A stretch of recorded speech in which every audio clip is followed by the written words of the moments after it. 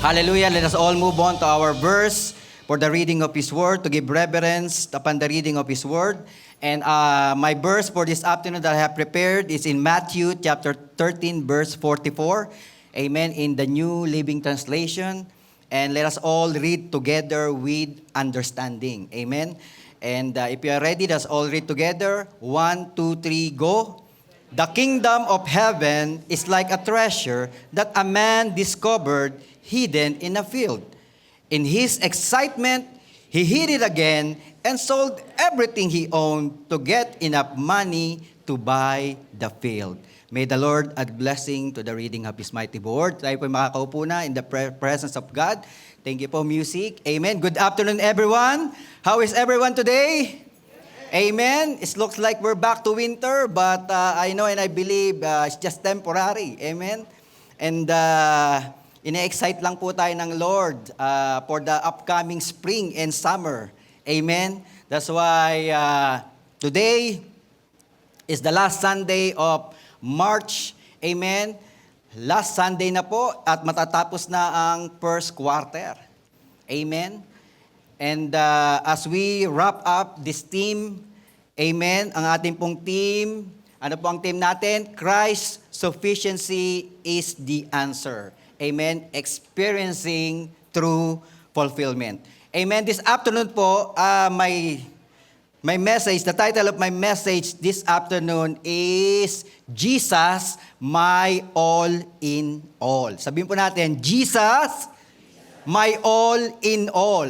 Amen. Napakasarap pong i-claim, amen, that Jesus is our all in all.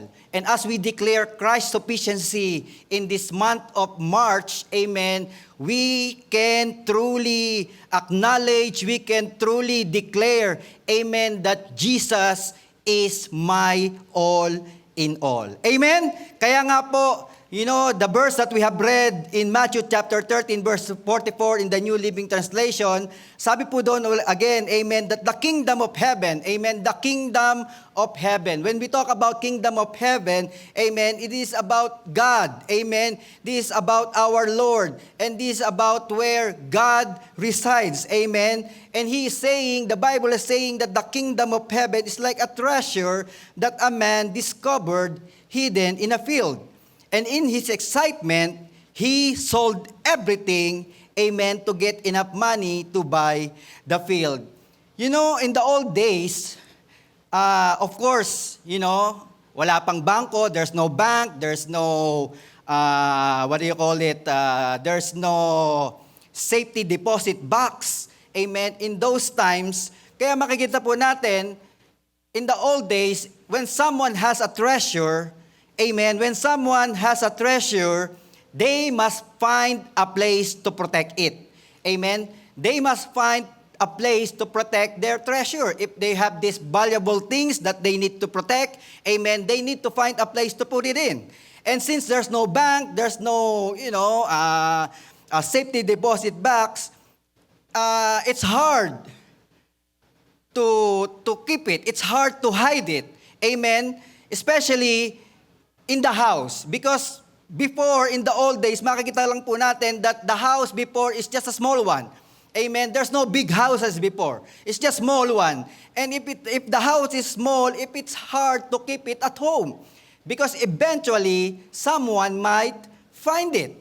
That's why in the old days, what they do, amen, if they have any treasure that they need to keep or hide, they find a place somewhere, amen, and dug in there, and then put the treasure in there and hide it. Amen? So, that's the normal solution that they normally do. Amen? They find the place to conceal somewhere in the field. Amen? It's the same thing that the parable is saying to us, that there's a man, amen, who find a treasure in a field. Amen? Kaya nga po makikita po natin that this is how the people long time ago, how they hide their treasure. And makita po natin as well that this kind of process that they're doing to hide their thing is, makita po natin, remember in Matthew chapter 25 verse 14 to 30, amen, that when God, the parable of the talents, right? When the parable of the talents, the Lord, the master gave the servant different talents, right? One is 10, one is 5, one is 1. And ano po makikita po natin? When we read, the servant would have 1 talent, what does he do? Amen? Instead of investing it, ang ginawa niya, he dug it, he hid it underground, amen, hoping that nobody found it. He dug a hole in the ground and hid the master's money. So that's how they take care of their treasure. That's how they hide their treasure, so that no one would find it. Amen? And here in our verse, in Matthew chapter 13, verse 44, it's clearly said that there's a man walking on the field and finds something valuable, finds something treasurable. Amen? And what he does, he hid it again, he goes away and starts selling everything he has. You know, in the kingdom of God, while we are talking in the kingdom of God, in the part of my introduction, knowing Jesus in your life is like finding that kind of treasure. Sabihin po natin treasure. Amen? It is very important that we understand that when we know Jesus in our life, it is like we are finding that kind of treasure. And what is that treasure? Amen? He is the treasure in the field and He is of supreme value. Sabihin po natin, supreme value. Amen? It's very important that we will understand that the Lord Jesus Christ is a supreme value. He is worth more than anything else in this world, more even worth than life itself. Amen? Kaya nga po, as my part of my reflection question today, since we are talking about valuable things, since we are talking about treasures, what value us most, amen, the question is today is, what is the most valuable things in our lives? Amen. I believe that all of us have something to value. Amen. Even the little children, they have something to value. Their toys. The young people, they have something to value. The grown-up people, they have something to value. Everyone have something to value. Amen. And the question here is, what is the most valuable thing in our lives? What will be our answer? Amen. Of course, all of us have different things to say about what we value most things. Some people value money. Amen. Money is the most important thing. Kaya minsan, amen, kahit na mapabayaan na yung kanilang pamilya, or, they don't care. Their friends, they don't care about their brothers and sisters, amen, as long as they get the money that they want. Because if they value it, amen. Some people value reputation, comfort. Some people value possessions. Some people value family. Family is the most important. Kaya nga minsan, ang nangyayari, amen, pangalawa na lang ang Lord. Family is most important and then the Lord. Amen. Or sometimes, some people value pleasure. And maybe because we are here now in the church, amen, maybe we can say, Jesus, of course, matters to us. But the question is He really the most valuable things in our lives today? Nowadays, when you share the kingdom of heaven, or when you share Jesus to people, I'm not sure if you have, tried sharing the Word of God, in public places, like you go to the mall, find someone, who can share the Word of God, or in your school, or in the bus, in the public places, wherever you are. Amen. But nowadays, makikita po natin that when we share the kingdom of heaven to many people, or Jesus to many people, makita po natin, you will notice that the value of Jesus Christ are not important to them. Why? Well, makikita po natin, people are just so busy. People are just passing by. It's just like passing by on this field, amen, that they don't really notice that there's a treasure hidden in there. They pay no attention to it. People are so busy in this world. Some people even think that when you share the Word of God, when you share the Kingdom of God, when you share Jesus to them, it is a scam. And they have a lot of excuses. And there are times, that sometimes we have the opportunity to share the Word of God, make people stop and think. But the problem is sometimes it's to see its value, but on the way to buy it, then they got distracted on the things in this world. That's why the problem with all these excuses, what they don't realize, amen, is they are being content with ignoring the idea of Judgment Day. Sabihin natin, Judgment Day. When these people ignore,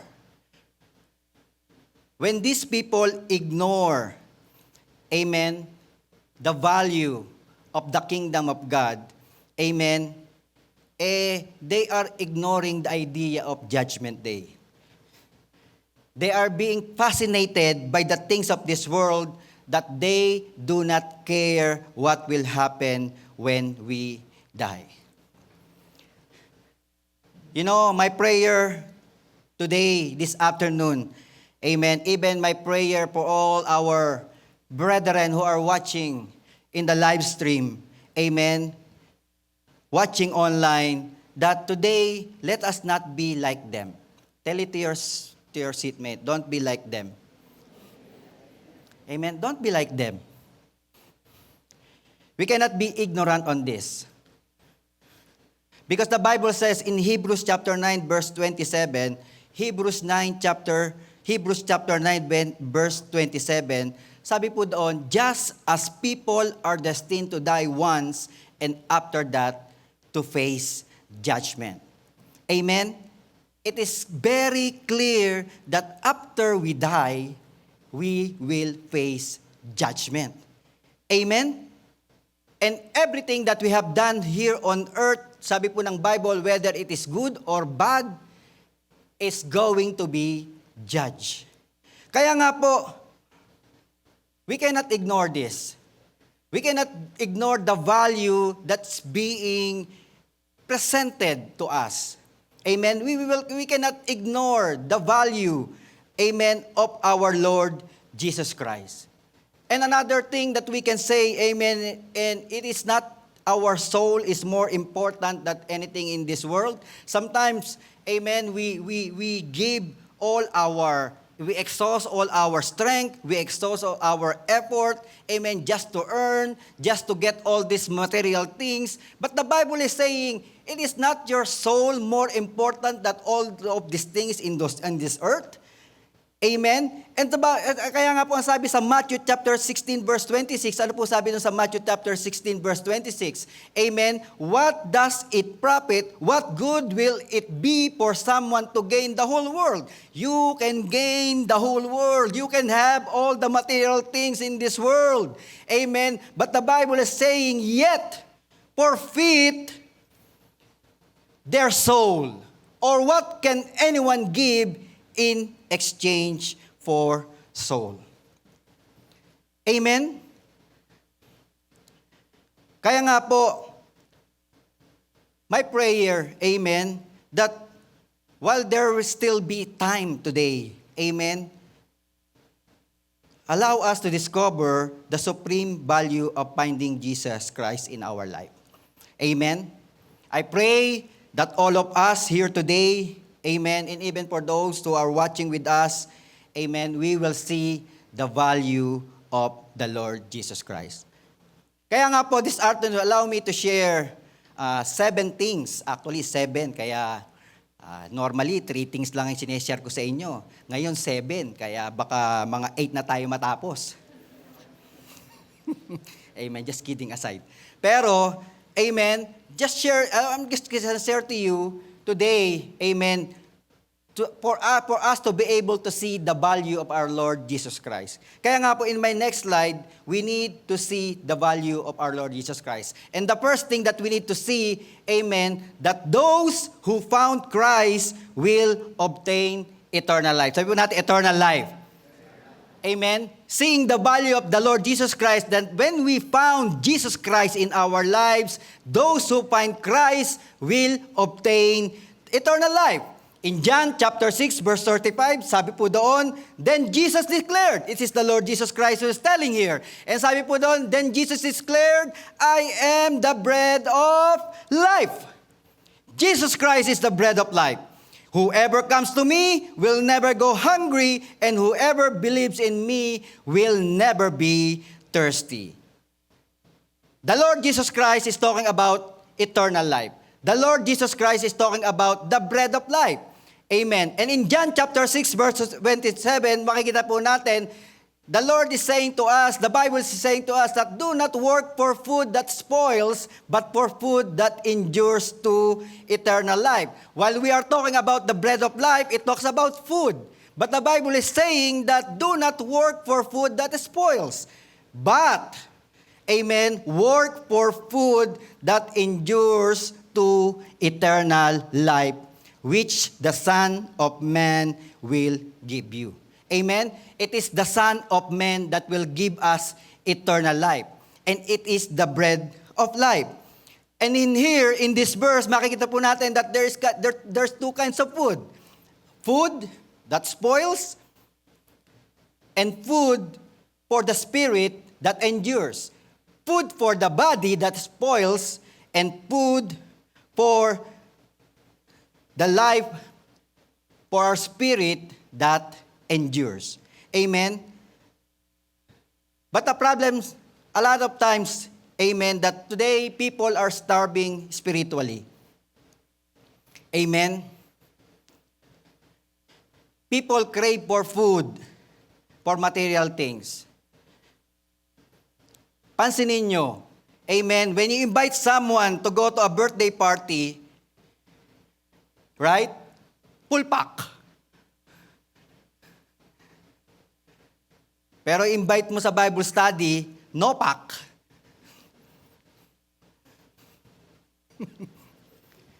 Amen. A lot of people starve spiritually. Amen. And this food, the bread of life, it is a metaphor for spiritual nourishment. It is a metaphor for faith in Jesus, our relationship with God that leads to eternal life. Amen? Kaya nga po in John chapter 6 verse 50 to 51, sabi po doon, amen, in John chapter 6, 50 to 51, it says in there, but here is the bread that comes down from heaven, which anyone may eat and not die. Amen? And who is this bread? Sabi po natin kanina, Jesus, the bread of life. And this one, amen, there is Jesus coming down from heaven, which anyone may eat and not die. Amen? And Jesus Christ is saying that I am the living bread that came down from heaven. Whoever eat this bread will live forever. This bread is my flesh, which I will give for the life of the world. Kaya makikita po natin that anyone who found Jesus, anyone who found Christ, amen, will obtain eternal life. Kaya nga po, this is the first value that we can see knowing the Lord Jesus Christ. That when we know the Lord Jesus Christ, amen, we will obtain eternal life. Amen? The second point, makikita po natin, is the second value of Jesus that we can see on my number 2 points, amen, is those who found Christ will have light. Sabihin po natin, light. First, we will obtain eternal life. Secondly, when we found the Lord Jesus Christ, we will have light. And what is that light? You know, in John chapter 8, verse 12, it says in there, when Jesus spoke again to the people, he said, I am the light of the world. Whoever follows me never walk in darkness, but will have the light of life. Amen. So here, the Lord Jesus Christ is saying to you, amen, that when you found me, you will found the light. And when you found the light, you will never walk in darkness. Amen. And what is that darkness? You know, like today, Like every day, when you read on the news, amen, there's so many things that is happening around the world. Amen. There's so many darkness that is happening around the world. It's in deep darkness. Amen. There's full of sicknesses, different kind of sicknesses. Dati no, wala namang ganong klaseng sicknesses, but now there's so many names of sicknesses. In the Philippines, mamamatay ka na lang, that's it. Dito, ang dami mo pang, there's so many things that tell you, oh, you have this, you have this, you have this. Amen, there's so many sicknesses. Even young people, amen, is suffering from high blood pressure. Young people have cholesterol, full of sickness. This world is in deep darkness, full of sin, full of evil, full of chaos, and even full of ignorance. Kaya nga po, when we follow Jesus Christ, amen, we are stepping into the light that gives clarity to our purpose. Amen. When we are stepping into the light of our Lord Jesus Christ, we are stepping into the peace in the midst of all our trials in life. Amen. We are stepping to eternal hope. That's why even we live in this world, amen, kahit na nandito tayo sa world full of deep darkness, amen, we will not be afraid. We will not fear. Because it is the Lord Jesus Christ who give us light. Amen? That's why if you are confused, Jesus is the light for you to see the truth. A lot of people are confused. Young people are confused. They don't even know who they are. They don't even know where they belong to. If you are confused, find the Lord Jesus Christ and you will know the truth. If you are lost, well, the Lord Jesus Christ is the light for us to find the right path. Amen? We might make some mistakes. We might make some, wrong decisions in life. Amen? But it's not the end of the world. If you have Jesus in your life, amen, sabi po ng Lord, amen, that God will make a way. Everything work together for good to those who love Him. Amen. If the enemy meant it for evil, God will meant it for good. That's how the light will work in us. Amen? If you are hopeless, Jesus is the light to give you hope. Kaya nga po, in Isaiah chapter 9 verse 2, makikita po natin, it says in there, the people walking in darkness have seen a great light. On those living in the land of deep darkness, a light has dawned. Amen? Even though people are walking in darkness, even though this world is in darkness, amen, we as a children of God, you who believe in the Lord Jesus Christ, you who have a relationship with the Lord Jesus Christ, amen, even the world is in darkness, you will have light. Amen? And always remember, light always penetrate darkness. Kahit patay natin ang ilaw sa buong sanctuary nito, in dark, magsindi ka lang ng kahit na maliit na posporo, amen, it will penetrate on darkness. Amen? Kaya gano'ng kabundok ang problema mo, how much mountain problems you have. The Bible says, even if you have a faith that is small as a mustard seed, you can tell to that mountain, move! Amen. You just need as small as a mustard seed, you can tell to the mountain of problem, move.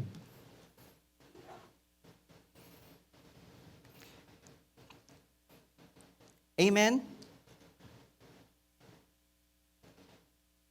No matter how deep the darkness is, remember, it will not stand a chance against even a small ray of light. Amen?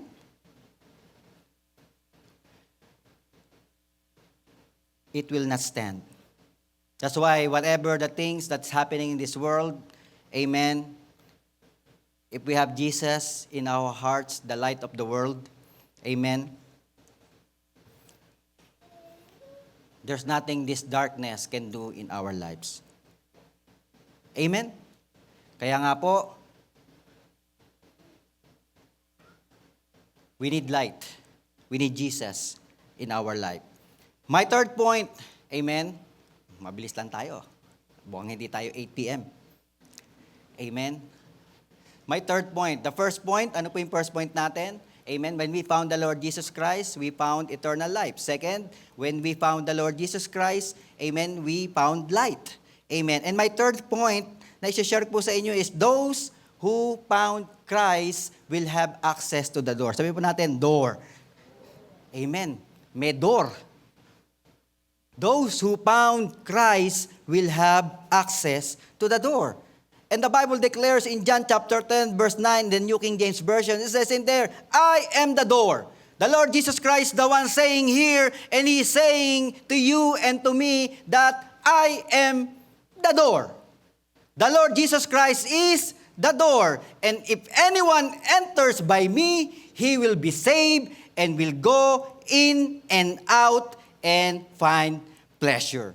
Amen? The Bible is saying that when you found that door, you can go in and out and find pleasure.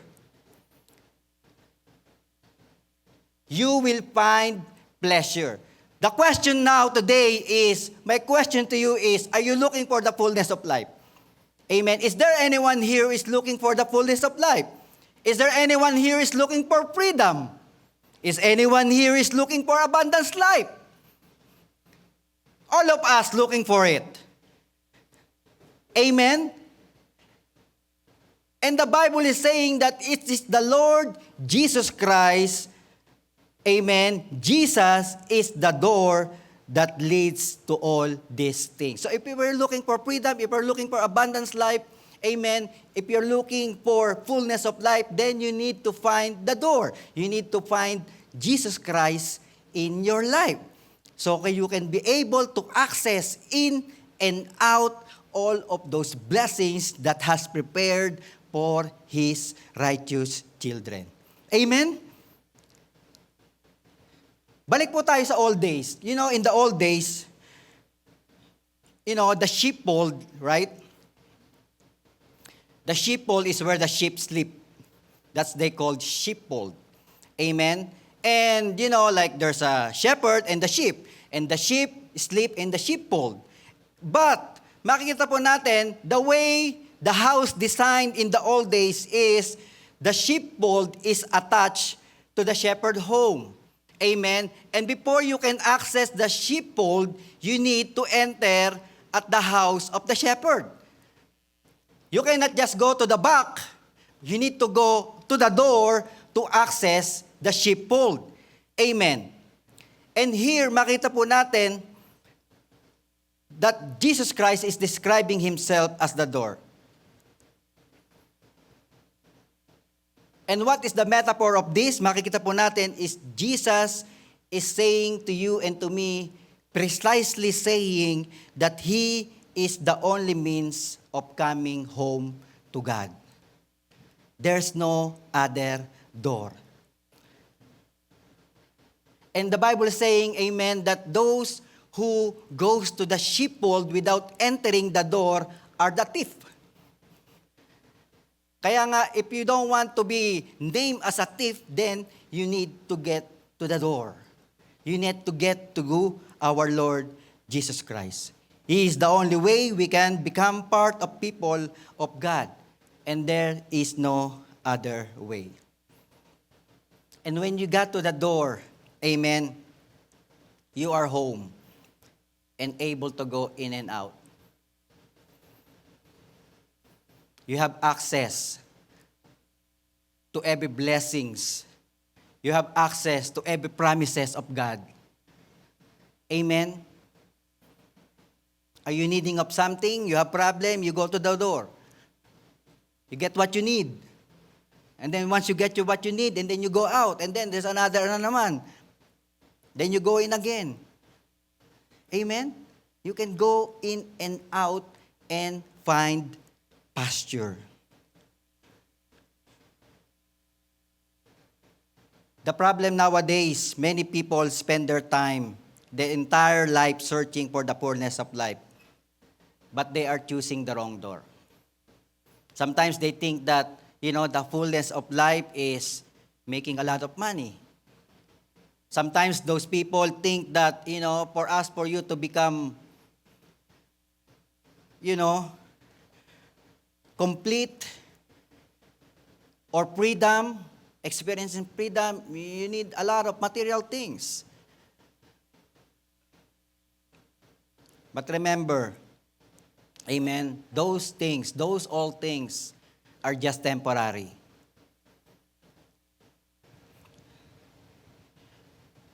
But today, as we listen to the Word of God, we can walk to the door that Jesus has opened to us. Amen? As long as we have the Lord Jesus Christ in our hearts, then we have the door.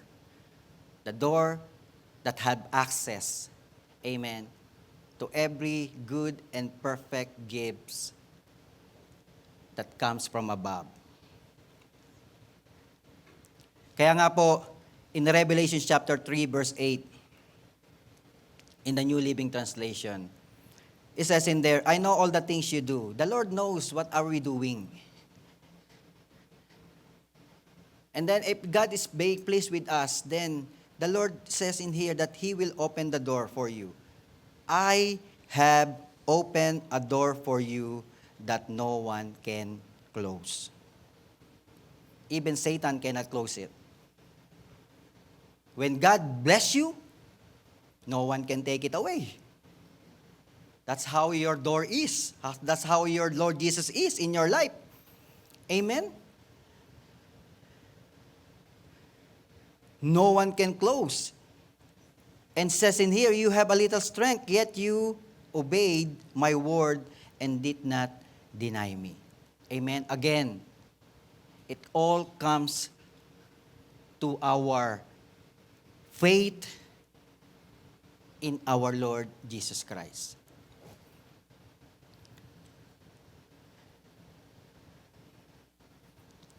Finding the Lord Jesus Christ in our heart, in our life, we'll have access to the door. We will have access to our Lord Jesus Christ. Amen? Kaya nga po, in my number 4 points, amen? First, eternal life. Ano yung second? Amen? Third, the door. And then the fourth one, amen, those who found Christ will be protected by the Good Shepherd. Sabihin natin, Good Shepherd. Now, it comes by protection. We will be protected by the Good Shepherd. In John chapter 10, verse 11, in the NIV version, it says in there, I am the Good Shepherd. The Lord Jesus Christ is saying, I am the Good Shepherd. And the Good Shepherd lays down his life for the sheep. Amen? Lay down his life for the sheep. You know, whether we like it or not, we are prone to trouble. Sabihin mo natin, trouble. Hindi naman yung trouble na naghahanap ka ng trouble, yung basag ulo. It's not that. Amen? It's not that kind of trouble. But what I'm saying here is we are prone to trouble. Why? What kind of trouble? Sabi po sa 1 Peter chapter 5 verse 8, amen, ano po sabi doon?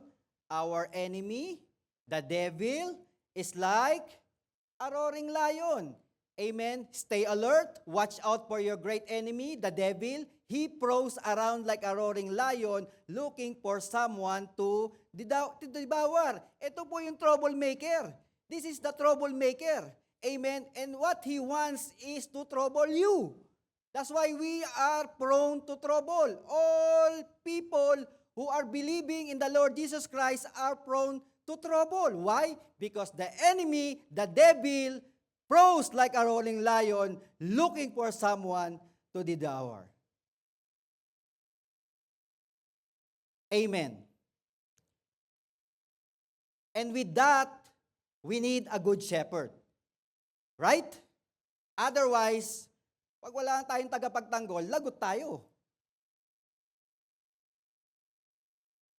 And the devil is powerful than us. But if we have the Lord Jesus Christ, the devil cannot touch us. That's why we need the good shepherd. And when we know the Lord Jesus Christ, we will be protected by the good shepherd. Amen?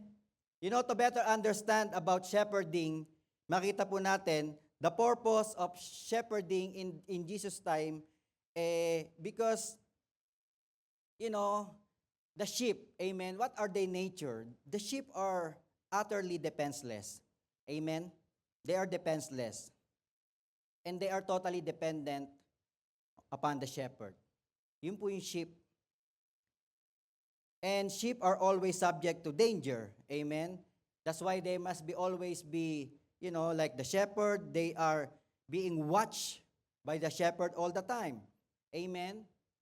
If there's a heavy rainfall, they'll be swept away. Amen? They don't know. Robbers can steal them, can snatch them. Not only robbers can steal them, but also, you know, the wolves can attack them.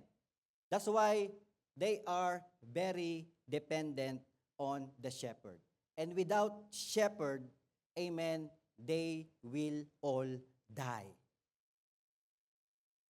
It's the same thing with us. The Bible says that we are like a sheep. And sometimes we don't know what to do. We don't know what we are doing. We are lost. We are prone to danger. We are prone to trouble. Amen. Karirinig mo pa lang ng salita ng Diyos. You just hear the message, the word of God.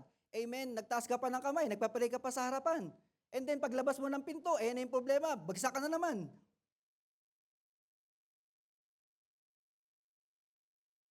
Amen. Sabi ng Bible sa iyo, the Bible told you, do not worry about tomorrow. And then you claim it, Lord, I will not worry anymore. And then pag-uwi mo sa bahay, you're worrying again. Right? We are prone to trouble. We are weak. But, my dear brothers and sisters, Jesus is the good shepherd. Amen? Jesus is the good shepherd. You know, the word good here, makikita po natin, the word good normally used in a different ways. When we talk about good, sometimes, you know, when we talk about good, it's being used on a moral sense. Like, you know, you have a good character. Right? And then there's another way that we can use good, amen, is when we talk about good, it speaks about quality. You are good with what you are doing. Amen? For example, like a good athlete, or a good pianist, or a good teacher. Amen? We can say to them, you are good. Amen? But not necessarily they are good in moral sense, right? You are telling them they are good on what they do. They're good in playing music. They're good in, you know, in running. They're good in sports, right? It's about quality. And that's what our Lord, Good Shepherd, is trying to imply to each and every one of us. He is a good shepherd. He knows what he is doing. Amen? When we say good shepherd, it means that he is the most excellent shepherd. He is the perfect example of what shepherd would be. Amen? Kaya nga po, do you want to be protected? Of course, we all want to be protected.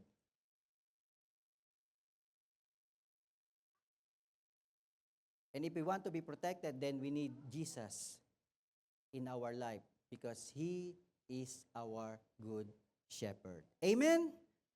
Praise the Lord. Palakpak po natin ang Diyos sa buhay. That's my number 4. Tatlo na lang. Amen? Number 5, makikita po natin. Amen? Those who found Christ will live again. Sabi pa natin, live again. Those who found Christ will live again. You know, in John chapter 11, verse 25 in the NIV version says in there, Jesus said to her, I am the resurrection and the life. The one who believes in me will live even though they die. The one who believes in me will live even though they die.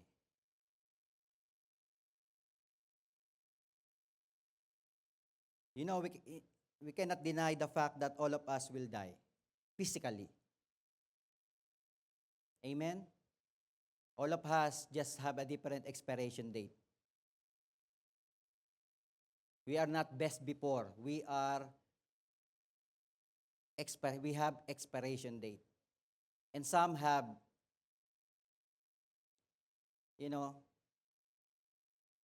short expiration date. Some are long. Minsan nga sabi ko sa Lord Amen? Lord, bakit hindi na lang, like the Bible says, diba? The Bible says that in the book of Psalms that, the lifespan of a person will, like 76, 70 plus years old, right? So when you get born, Lord, bakit hindi na lang tapusin na lang yung buong, kung sinabi mong 70 years old ang buhay ng isang tao, bakit di na lang tapusin lahat? Right? Para fair. Right? Bakit? Di ba? May iba, 20 years old, namamatay na, 25, 30, iba naman, 90 na, iba 105 na. Buhay pa.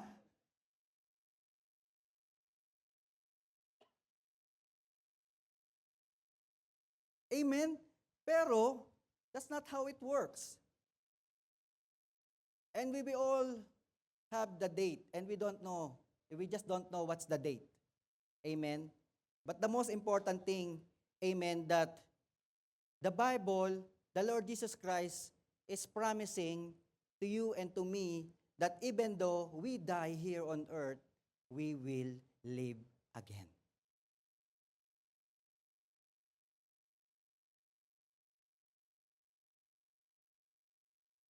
Yung bang when you die, it's just like you are just sleeping.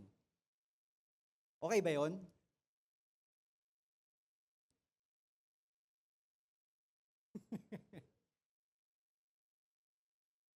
Pero sabi sa 1 Thessalonians chapter 4 verse 13 to 4, ano ba sabi ng 1 Thessalonians chapter 4 verse 13 to 4?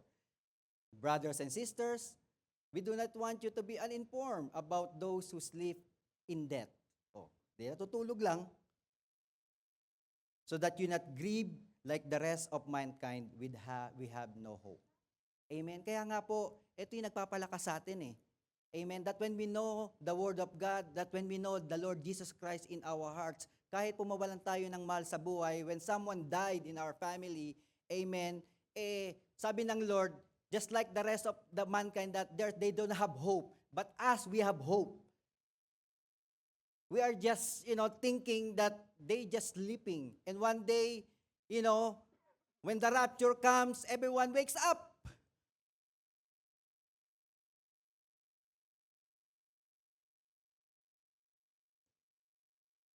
It gives you, some ease in your heart. No?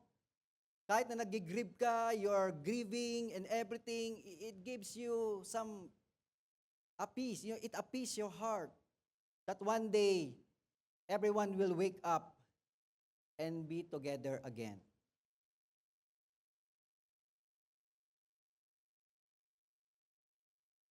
Kaya nga,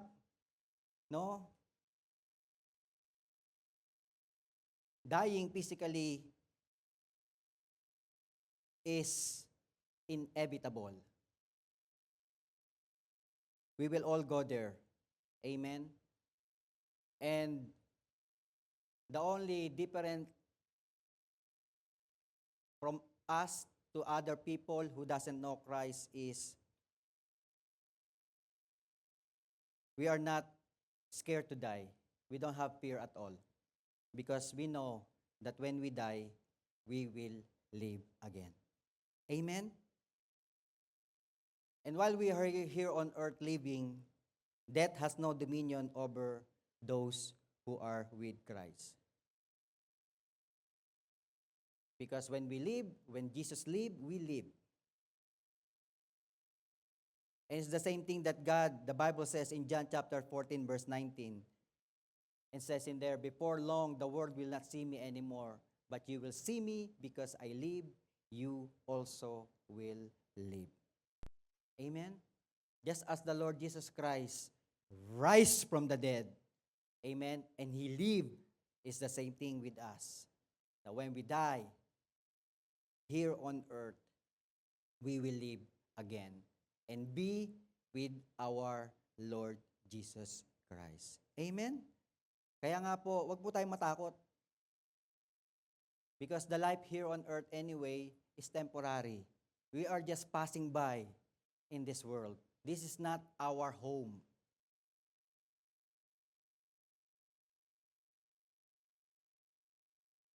Our home is with our Lord Jesus Christ and God the Father.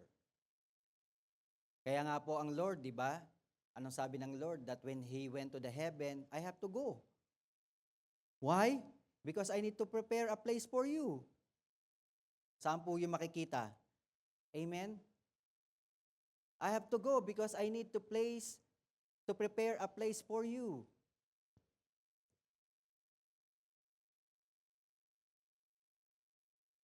Kaya nga po, as we have our Lord in our life, amen, those who found Christ will live again even though they die. Amen? Number 6, those who found Christ will find this way to heaven. Amen? Those who found Christ will find His way to heaven. Hindi tayo mawawala. We know where to go. We will find our way to heaven.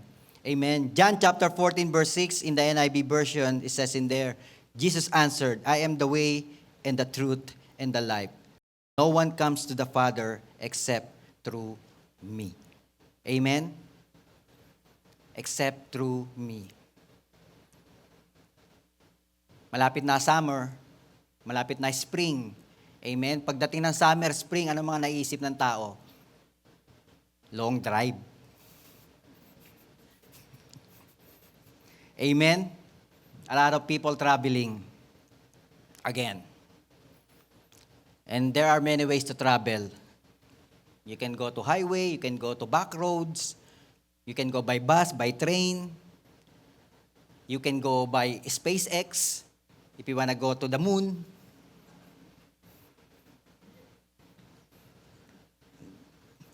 There's a lot of, ways to get to travel.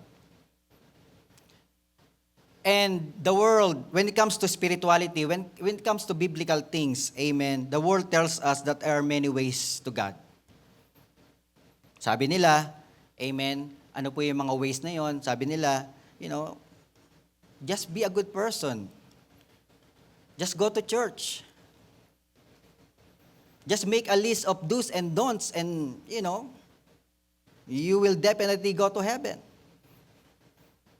You can attend in this religion and you can go to heaven. There are many ways to go to heaven.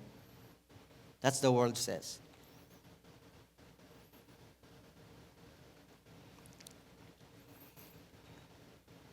But for those who read the Bible, amen, the Bible says something very different. The Bible says, I am the way. Jesus said, I am the way, the truth, and the life. No one comes to the Father except through Jesus Christ. That is the only way. Kaya nga palagi natin sinasabi, here in the pulpit, amen, attending the JL Church does not guarantee you to go to heaven.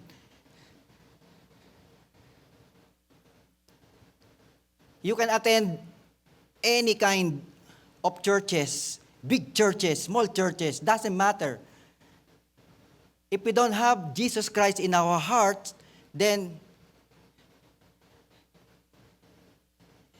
it's all for nothing. That's why, here in our church, what we teach people to be transformed. We teach people about the Lord Jesus Christ. Amen? We teach about sin, how to mature. Because that's all the things that we need for us to be able to find our way to heaven. Amen? And a lot of people, looking for a wide road. A lot of people looking for many, ways to go to heaven. But the Bible is saying in Matthew chapter 7, verse 13 to 14, it says in there, enter through the narrow gate. A lot of people goes to the wide gate. They don't want narrow gate. But here, the Bible is saying, enter through the narrow gate. For wide is the gate, and broad is the road that leads to destruction, and many enter through it. Kaya yung mga tao nang ayaw ng, be holy for I am holy, sabi ng Lord. Anong kailangan mo? Kailangan mo mag-repent, kailangan mo magbago. Ayaw ng mga tao yun kasi gusto nila, what they want is easy thing, the wide. Kaya mahirap, it's hard to go to the narrow gate. But here, the Bible is saying, is if you take the road, the gate, the broad and wide gate, amen, it would lead us to destruction. And many enter through it. But small is the gate and narrow the road that leads to life, and only few find it. Amen? The Lord Jesus Christ did not tell His disciples, amen, about the way, or show them the way, or guide them along the way. But Jesus said, I am the way. Pag sinabi po natin the, amen, pag narinig niyo po si Brother Eddie, he said emphatically, I am the. Pag sinabi ito, there's no other way. There's only one way. And it is our Lord Jesus Christ. That's why if you want to find your way to heaven, then you need to find the Lord Jesus Christ first. Amen? It's only through Jesus, the only way is to be saved, to be right with God, and to be born again. Yun po ang kailangan natin for us to be able to find our way to heaven. Amen? Praise the Lord. Kaya nga po, my last point. Hallelujah. Haba, 7. Dapat matandaan po natin to, ha? Because this is very important in our walk with the Lord. This is very important, in our spiritual life. We need to know the value of the Lord Jesus Christ in us. Kaya po, when we accept the Lord Jesus Christ in our hearts, we value it. Amen? We don't take it for granted. Amen. Kaya nga po, on my last point, number 7, those who found Christ will produce good fruit. Sabihin pa natin, good fruit. Amen. Those who found Christ will produce good fruit. In John chapter 15, verse 1, sabi po doon, I am the vine, and my Father is the gardener. The Lord Jesus Christ declaring here that He is the vine, the true vine, and the Father is the gardener.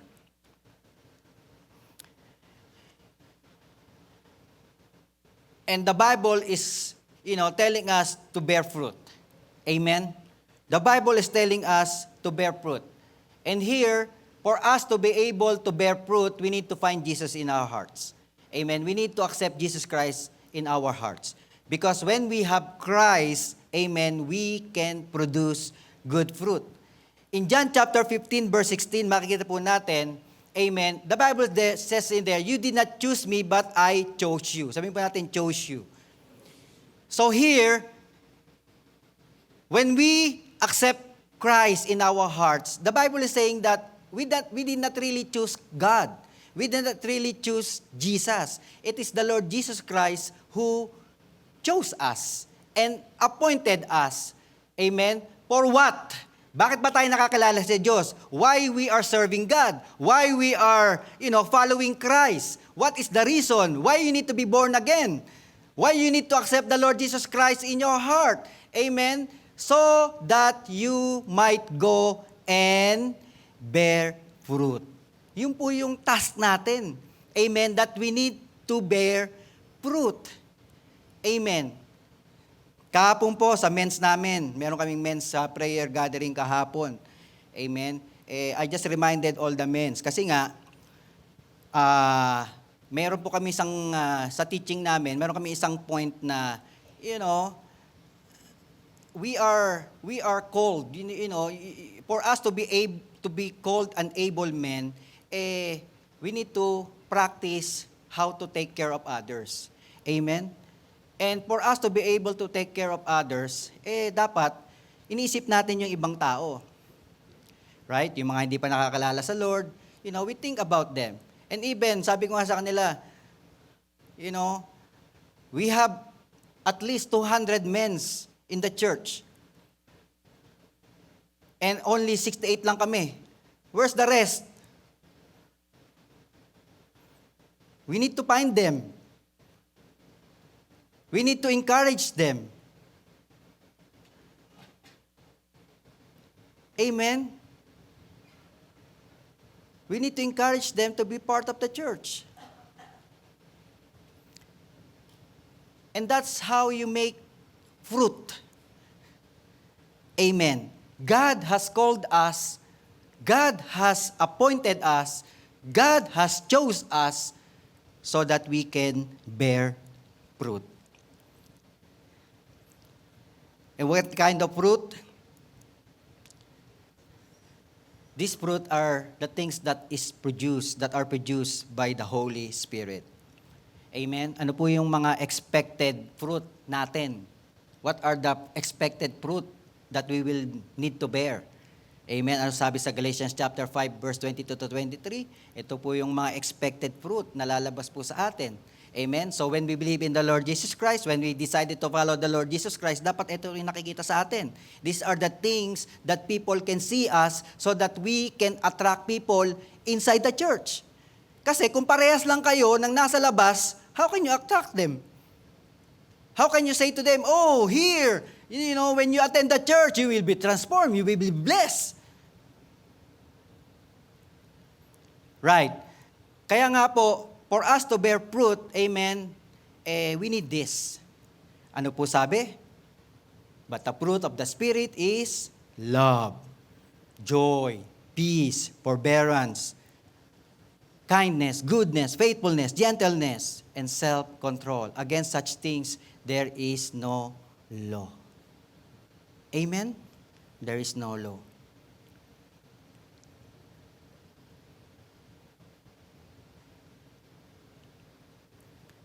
Ito po yung kailangan natin to bear fruit. So, for us, we need to look at the mirror. We look to the Word of God. Ano ba yung, what other things that we miss? Amen? What are the things that are missing in this? Maybe we have love, but maybe we have joy, we have peace, but, kulang ka sa goodness, kulang ka sa faithfulness, kulang ka sa gentleness. And then, we need to cultivate them. Amen? And as we allow the Holy Spirit, amen, for us to bear this kind of fruit, and then, along the way, In Galatians chapter 5, verse 16, it says in there, "So I say, walk by the Spirit, and you will not gratify the desires of the flesh." Amen? After we bear fruit, we will bear much fruit. And this much fruit, we can be able to stand against against the desire of the flesh. Amen? Hindi na tayo basta-basta matetempt. When there are things happening in our lives, we know, amen, that we are being tempted or not.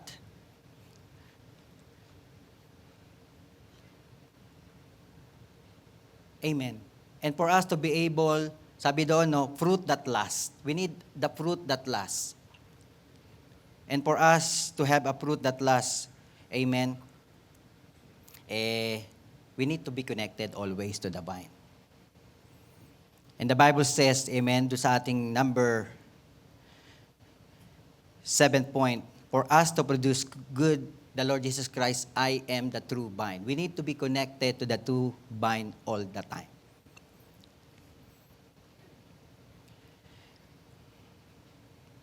Imagine, yun lang pong fruit na nag-i-start ngayon, mag-i-spring na, di ba? So, you know, like the fruit trees, you will see small fruits that is budding on the tree, green. Imagine, if they fall down to the ground, what will happen to them? They will just die. They will just rotten. It's the same thing with us. We need to be connected always to the true vine. Amen?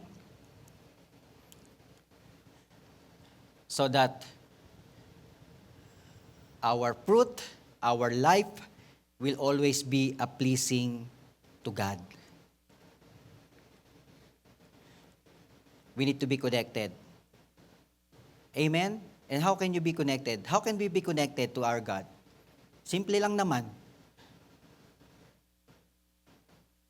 For us to be connected to God, then we need to read our Bible. For us to be connected to God, then we need to do our devotion. For us to be connected to God, then we need to pray. Tatlo lang yun. Read your Bible. Intindihin po natin yung binasa natin. That is the devotion. Amen? When we talk about devotion, when you read the Word of God, you're just not just reading it. Amen? You understand it.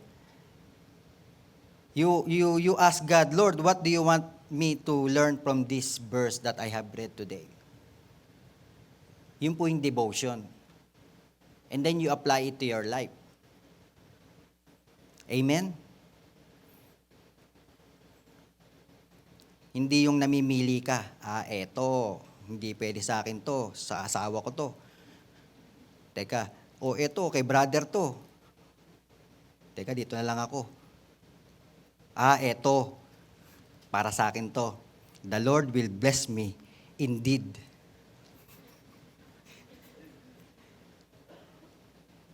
Pero yung nabasa niya kanina,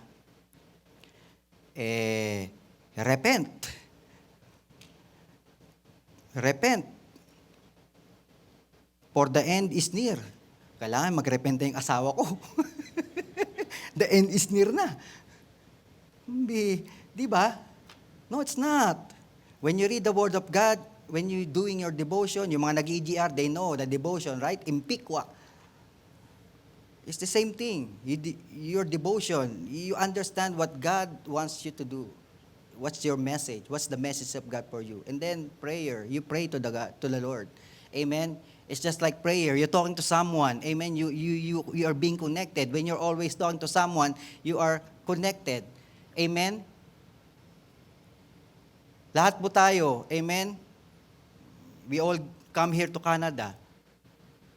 Espera na lang yung mga hindi nagbiyahe papuntang Canada. But all of us who went to Canada, right? We have friends in the Philippines. We have elementary friends, we have high school friends, we have workplace friends. Amen. Ano nangyari pag di mo na sila nakakausap? Di ba, nababawasan na yung connection hanggang sa dumating na yung time na hindi mo na sila kilala? Right? Ang matatandaan mo na lang, siguro, pagka yung talagang very, very, very close. Pero, di ba, if there's no connection, if there's no communication, amen, it lessen the connection. It's the same thing with us. The more we pray, the more we get close to God. And that's how we are going to be connected to the vine. Amen?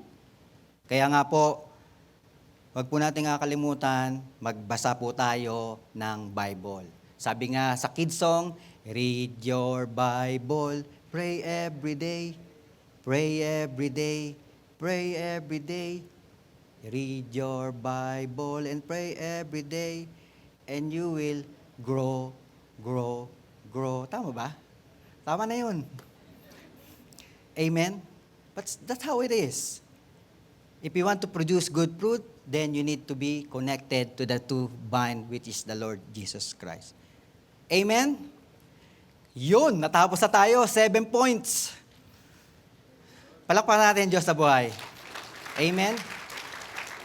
Yung pong 7 na yun, napaka-importante po sa buhay ng isang Kristiyano. Amen? Wag po natin kakalimutan. And it's the Lord Jesus Christ who said all of these things. Amen? The 7 I am statement of the gospel of the Lord Jesus Christ.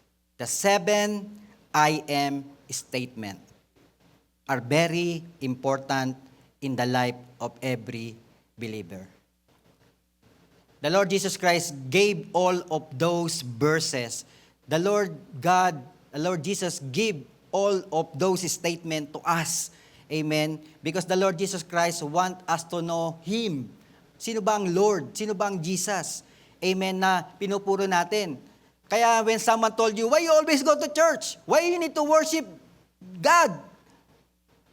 You know the reason now, right? Hindi yung, ano nga ba? Why do I go to church? Why do I need to worship? Why do I need to go to the prayer meeting? To the prayer revival? Why do I need to go to the Bible study? Why do you need to go to Sunday service? Well, you know the reason. Because you want to meet the Lord Jesus Christ. Amen? And if you are with the Lord Jesus Christ, then all of this statement will be upon you.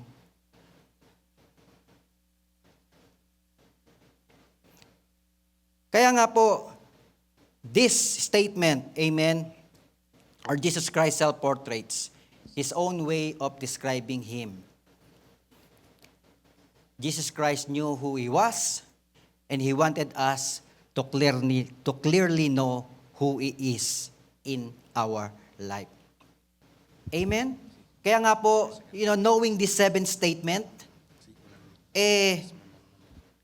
now we will not only see Jesus Christ as just the ticket to heaven. No.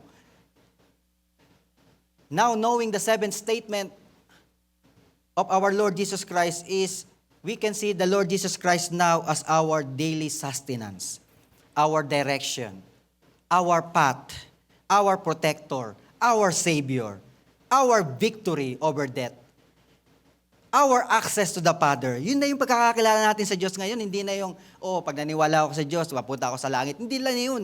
That's not the only thing that you know. You will know everything. Amen?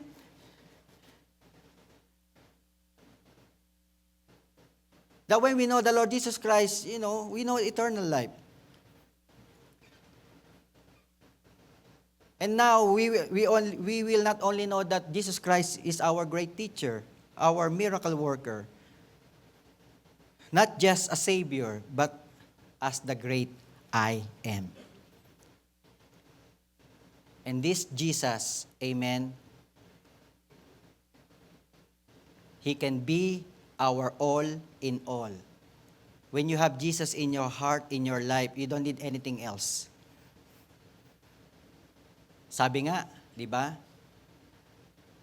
No Jesus, you can have everything, but no Jesus, you don't have anything at all. But if you don't have anything, but you have Jesus, you have everything. Kaya, wag po natin ipagpapalit ang Lord sa kahit kung saan-saan. Amen?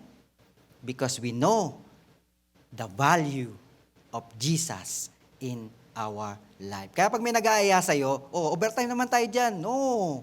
No. Pera lang yan. Yung spiritual ko, kailangan kong i-feed. This is more important.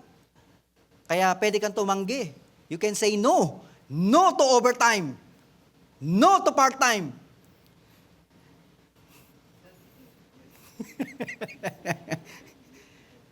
God is my provider. Di ba? Ikaw pa ngayon sa boss mo. No. The Lord will provide. Pagpapala ng Diyos sa buhay. Amen? Kaya nga po, we just need to follow Jesus Christ. How do we follow the Lord? Kagaya nga sabi ko, we need to read the Word of God. Amen? So makikita natin how the disciples follow the Lord Jesus Christ. Malalaman din natin how do we follow the Lord Jesus Christ.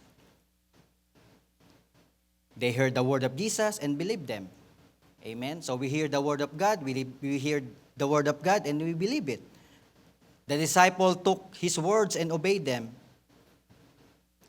How the disciples follow Jesus? They repent. They confess their sins. They ask for forgiveness. It's the same thing with us. How do you follow Jesus?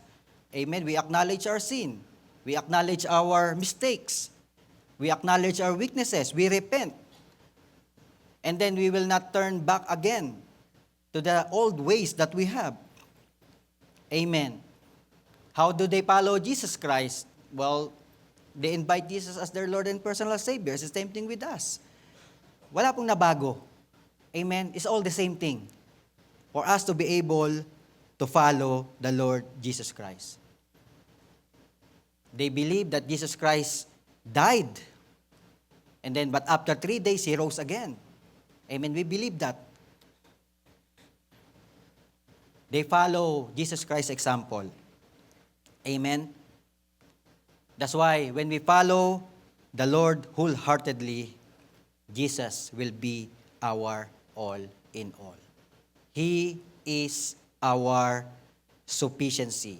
Christ's sufficiency is the answer. Amen? That's why this team talaga, napakaganda talaga nito eh. Hindi ka na magkukulang. You will not lack. You will lack nothing. Amen? Once you have Jesus in your heart, in your life, amen, you have everything. Jesus is the answer. Amen? Kaya nga po, the Lord Jesus Christ wants us to experience fulfillment in life, here on earth, and even through eternity. Yun po yung gusto ng Lord sa atin eh. No? Ma-experience natin yung fullness of life here on earth up to eternity. Amen? But just like the man in the parable, makita po natin, who discovered the treasure, ano pong ginawa niya? Amen? It cost him everything. He sell all the things that he have. Amen? He sold all he had and bought the field. Makikita po natin, there's a price to pay. Amen? For the Lord Jesus Christ to be your all in all, there's a price to pay. The parable says, He sold everything and bought the field so that He can have the treasure. Hindi ko naman po sinasabing ibenta niyo yung bahay niyo. Hindi ko naman sinasabing ibenta niyo sa sasakyan niyo. Don't sell your LB bags. Don't sell your, expensive, kahit ano. Hindi naman natin sinasabing ibenta niyo yun. No? What I'm saying here, amen, that we need to pay a price too. Remember, the Lord Jesus Christ died on the cross. Amen. He died for you. Kaya, there should be something in us. We have the part to do. Amen. And we need to sell something as well. Ano po yun? Sabi ko nga po, hindi po yung mga bahay nyo, yung sasakyan nyo, huwag nyo yung benta. Wala kayong ititirahan. Huwag nyo ibenta yung sasakyan nyo. Kasi baka mamaya sabihin nyo pa, wala kang sasakyan, hindi ka makapunta sa church. Amen? But the question here as I end, amen, is, will you sell it all? Will you sell it all? Can you tell to your seatmate, will you sell it all? Ano ba yung isi-sell ko? What are the things that I need to sell so that I can have the treasure? Amen? Exciting to. Hindi mo na ibebenta yung bahay mo, meron ka ng sasakyan, meron ka ng LB bag, pero and yet you can still have Jesus in your heart, in your life. Ano yung kailangan mong isell? Gusto niyo nang malaman? Amen? Punta tayo sa Revelation chapter 22 verse 15. Ano po sabi doon? Outside are the dogs, those who practice magic arts, the sexually immoral, the murderers, the idolaters, and everyone who loves and practice falsehood. Amen? Kailangan nating isell to. Hindi natin kailangan sa buhay natin. Amen?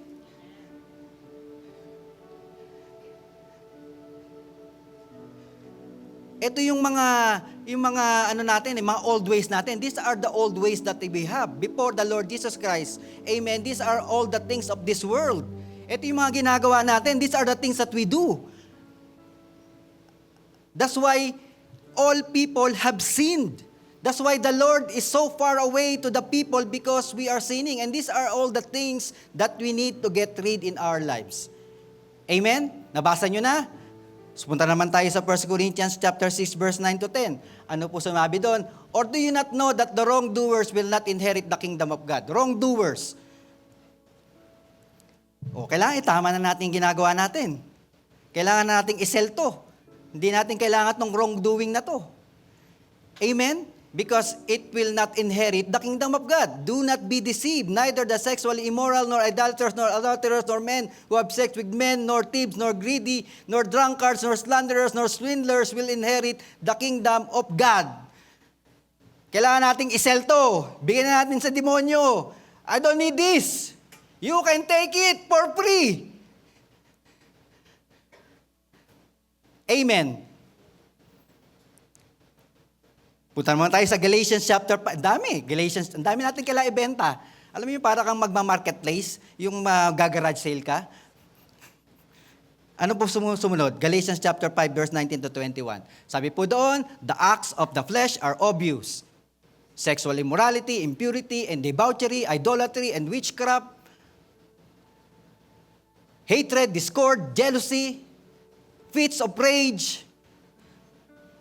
Pag nakikipaghabulan ka sa highway, ayaw mong patalo, kailangan mabilis ka din. Kailangan, benta mo na yun. Selfish, ambition, dissension, factions. Next. Envy, drunkenness, orgies, and the like. I warn you, as I did before, that those who live like this will not inherit the kingdom of God na naman. Amen. Ephesians chapter 5 verse 5. Sabi po doon, for of this you can be sure, no immoral, impure, or greedy person, such a person is an idolater, has any inheritance in the kingdom of Christ and God. We don't need this. We need to throw this away. Actually, we don't really need to sell it. We just need to throw this away. Amen?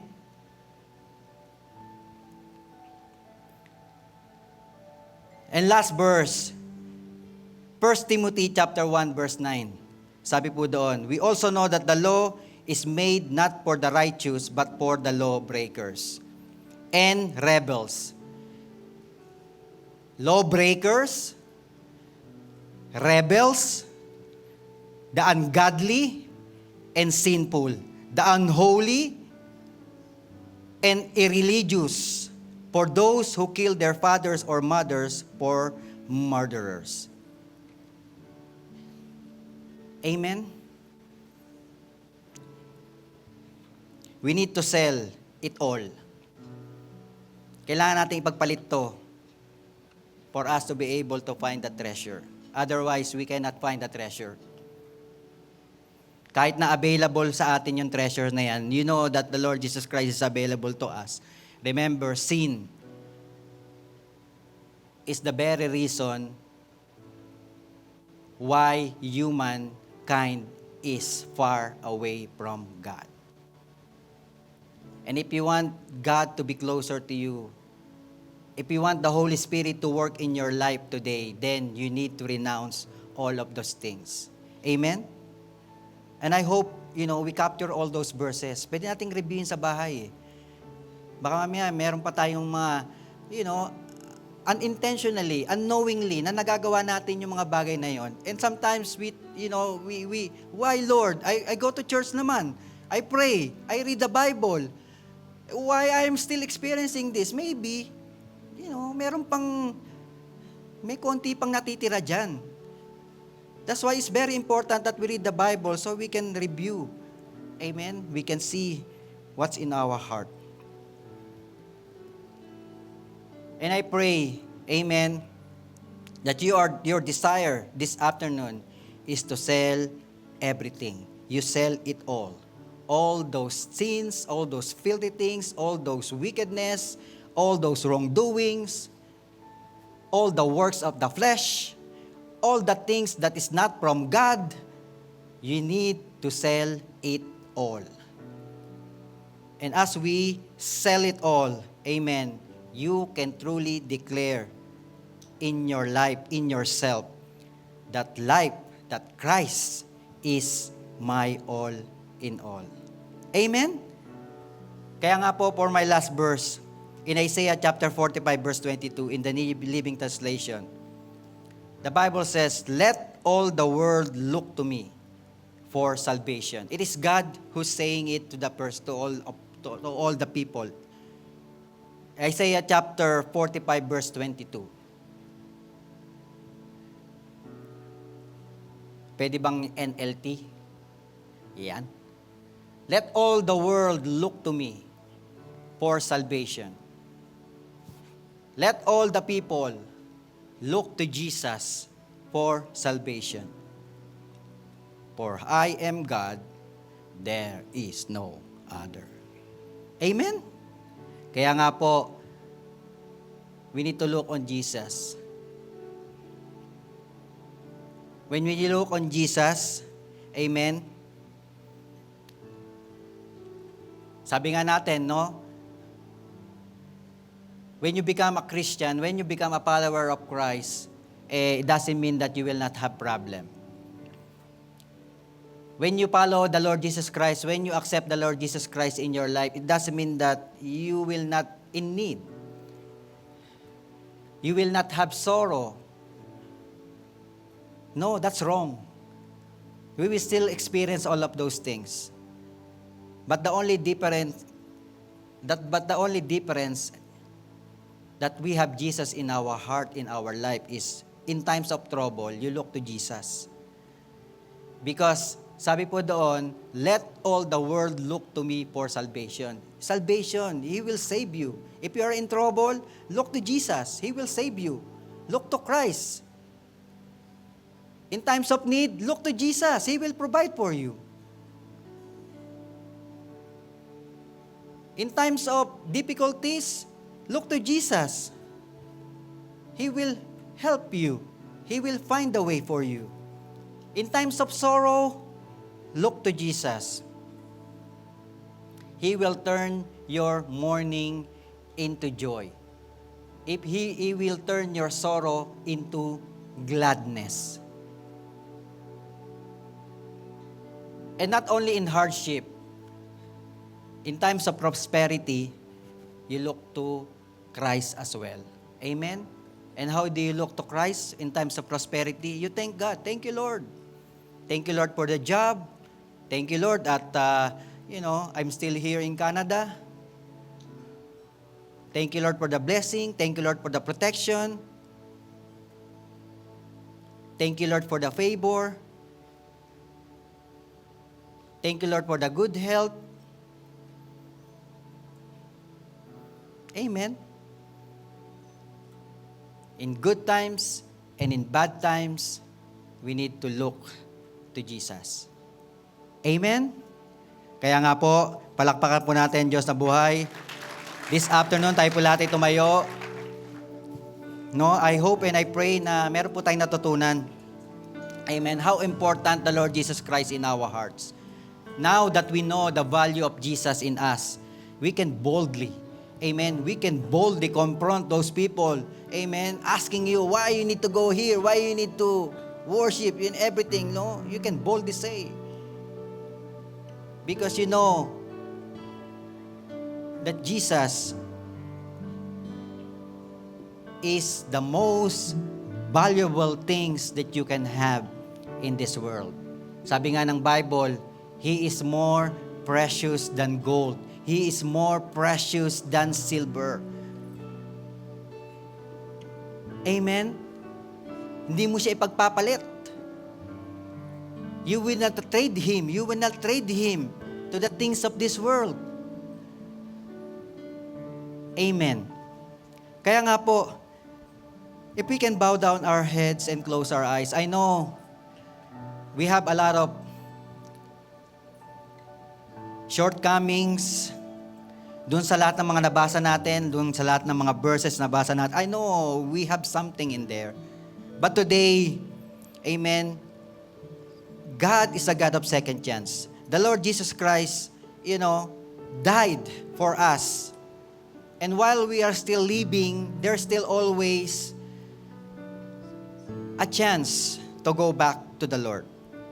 That's why today, as we bow down our heads and close our eyes, ask the Holy Spirit to examine our hearts today. I know all of us, 90% would probably accept the Lord Jesus Christ as their Lord and personal Savior, especially if you've been in the church for a while. Amen. But for us who are first time in here, and it's the first time you have heard this message, amen, we need Jesus. You need Jesus into your heart today. That's why, if you want that treasure that God is offering, if that's you today, I want you to follow me with this simple prayer. And you need to speak it out with all your heart, not from your mind, but you need to say it from your heart.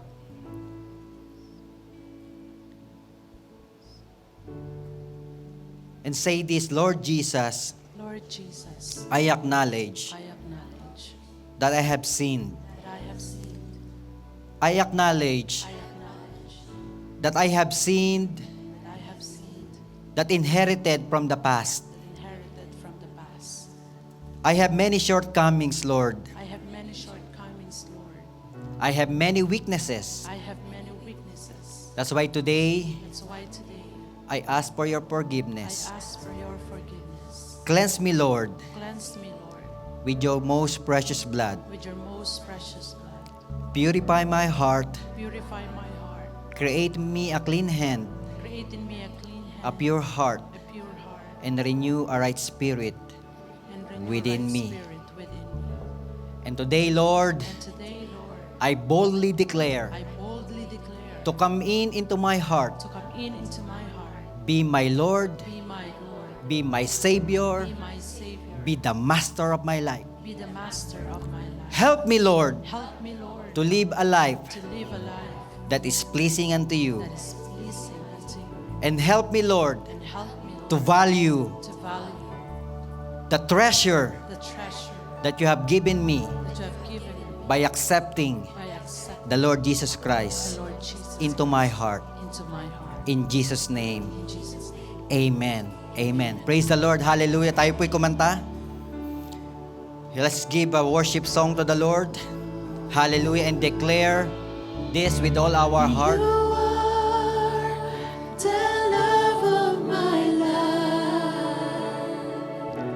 You are the hope that I cling to. You are more than this world to me. I wouldn't trade you for silver or gold. I wouldn't trade you for riches untold. You are my everything. Let us sing this once again from the beginning. Hallelujah. You are. As we sing this song, let us mean it with all our heart. It's just like you are talking to Lord Jesus Christ. You are talking to God. You are declaring it that He is mean more than this world.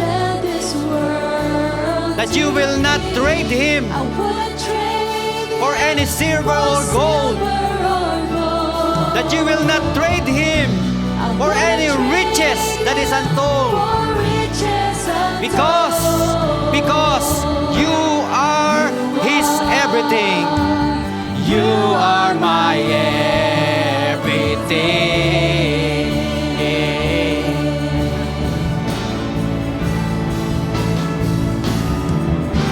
I wouldn't take one step without you.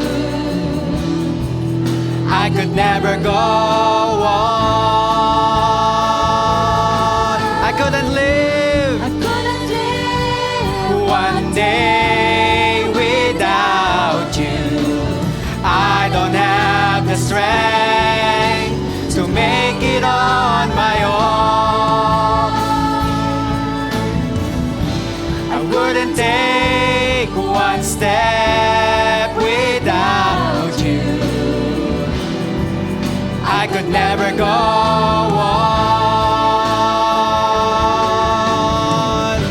I couldn't live one day without you. I don't have the strength to make it on my own. Hallelujah. The Holy Spirit just impressed upon my heart. You know, if you need a special prayer today, I just want you to come to the altar of the Lord.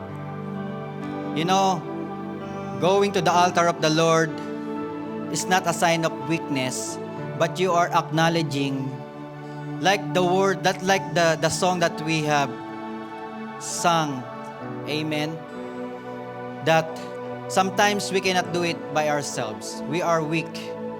That's why if that's you today, if you need prayer, if you need strength, I invite you to come to the altar of the Lord so that the Holy Spirit will strengthen you today, so that you can be effective, powerful as you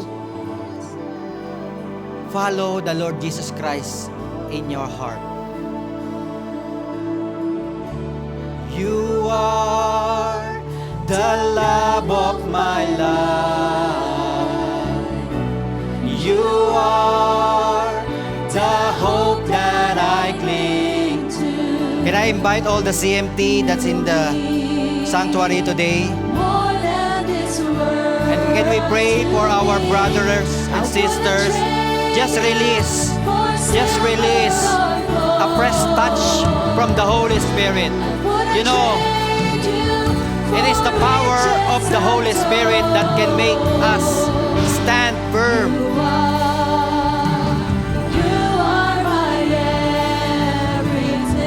And acknowledging our weaknesses makes our God works more in our life today.